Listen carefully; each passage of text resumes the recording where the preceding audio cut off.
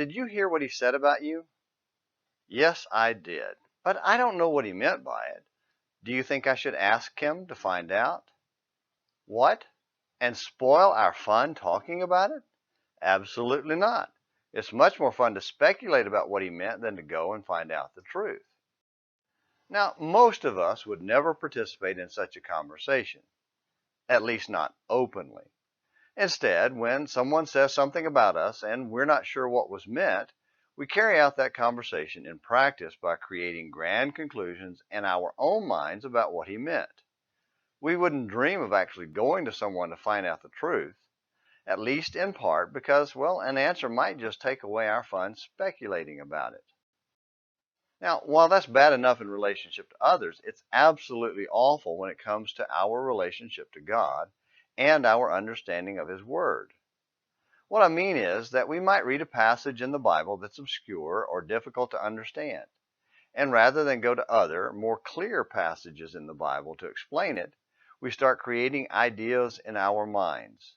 In other words, we speculate. We make it up. Jacob wrestling with an angel is a perfect example of such a passage.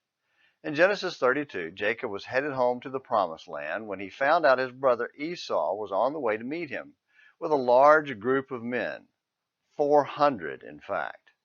If you recall, 20 years earlier, Jacob was sent away because of murder in Esau's heart, so he was deathly afraid it was still there. He attempted to appease Esau's wrath with a succession of large gifts, and as a backup plan, split his family up so some could escape if Esau attacked. Unable to read his brothers' hearts, and still unwilling to fully trust God, who had promised to bless and protect him back in Genesis 28, verses 13 through 15, Jacob speculated and worried and stressed. Unnecessarily so, it turns out, because in Genesis 33, verse 4, we learn that Esau ran to meet Jacob, hugged him, and wept for joy at his brother's return. Esau had been blessed by God as well and was content to let go of his anger against Jacob. God kept his promise despite Jacob's failure to trust him.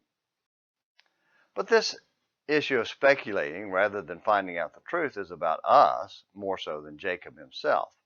So come back for the explanation in tomorrow's Morning Minutes in the Bible. Until then, this is James McClenny hoping you have a great day.